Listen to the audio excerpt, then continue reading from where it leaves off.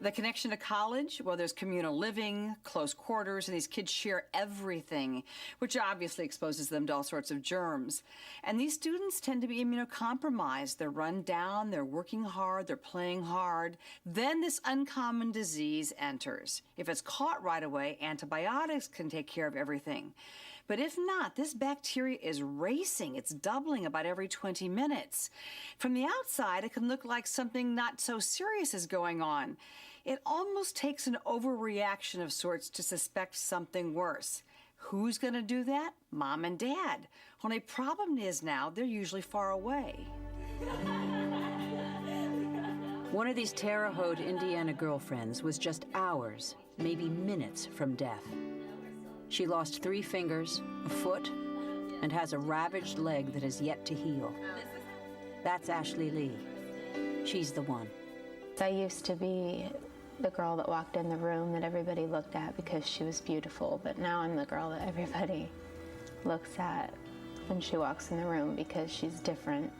Like, people see scars and they think that I still have pain and stuff, like if they touch them, but nothing ever hurts. You know, you still can't get past looking at that 18-year-old girl and not having any arms or legs, and that's what I kept picturing when I first saw her.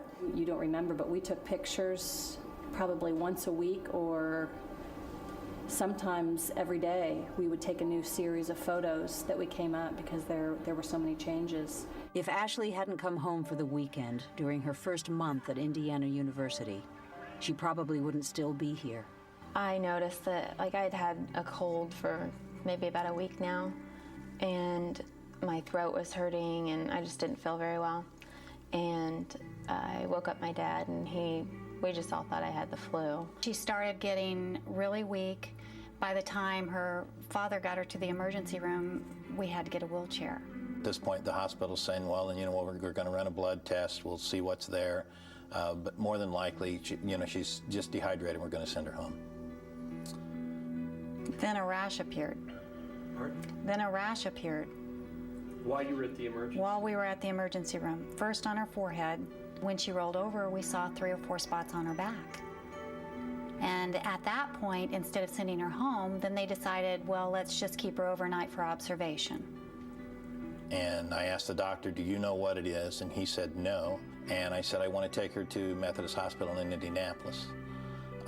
That led to the doctors saying, again, you're probably overreacting.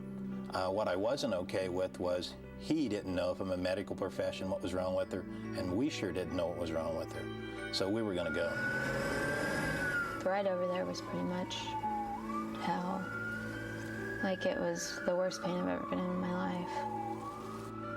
I remember a lot of nurses huddling around my bedside and just looking at me and looking, I don't know what this is, I've never seen it before, what's happening to her. They were just really freaking me out. In the 90 minutes that it took to get Ashley from Terre Haute to Indianapolis, she was at least 10 times worse. A lot of swelling, a lot more bruising. You can't imagine anything happening so fast. Until you see this, it's really hard to explain how rapidly this moves. Minutes count, not hours. Minutes actually count. I remember being really upset about, like, the loss of my fingers. I was really upset when they had to take my left foot off, so. The odd thing about Ashley's story, she and her parents knew to seek the meningitis vaccine. We did take Ashley before she went to school to get the vaccination. We did know about the vaccination. And our doctor told us that it wasn't available to him that easily, that it had a very short shelf life, and basically led us to believe that it really wasn't that big a deal. We walked out of that office thinking that it wasn't that important. How do you choose to go forward? And do you choose to be strong and take the best life offers you and be grateful that you're alive? Or do you sit around and cry about it all the time? It's like winning the lottery, but in a reverse role. I won meningitis.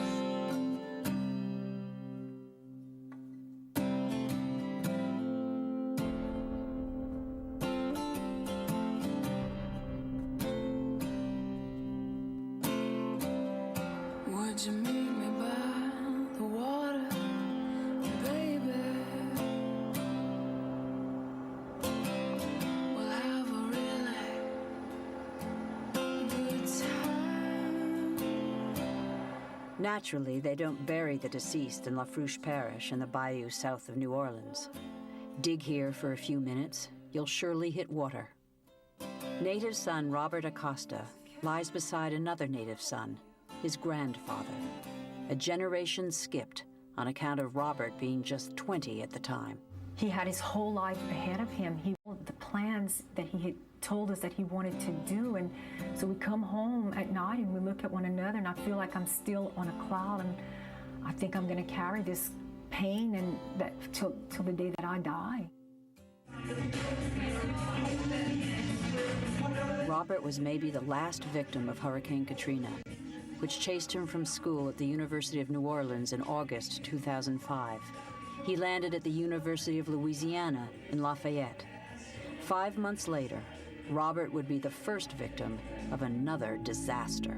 He says, I don't want you to panic or anything, but he says, I woke up with severe leg and groin pain, and I came to the hospital. I said, Robert, it was that bad that you had to go to the hospital? He says, Mom, he says, I could not walk. They did urinalysis or something. Yes. They checked for hernias.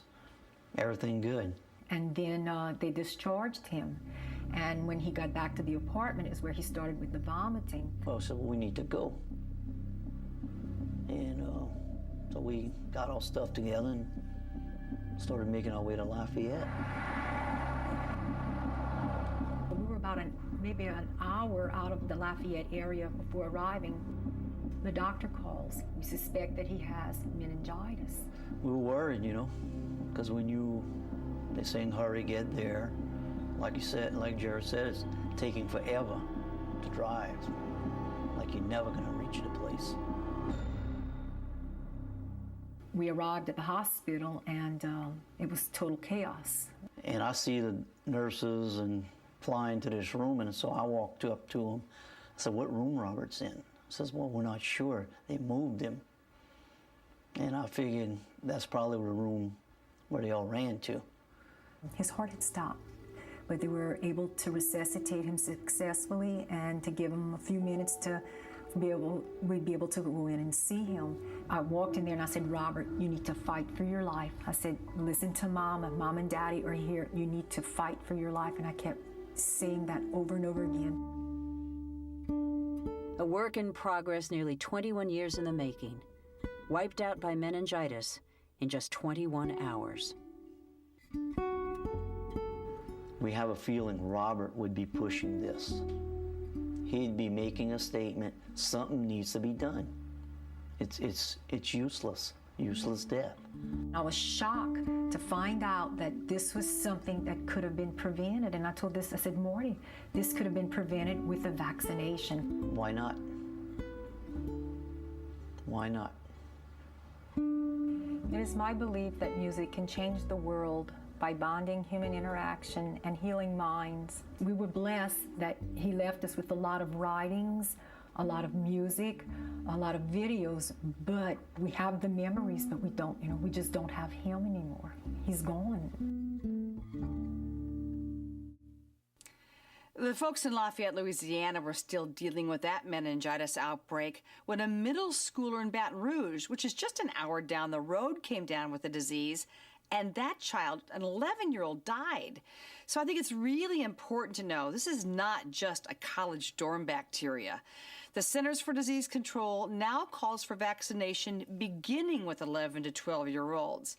And if you don't have your kids vaccinated by then, at least plan for high school.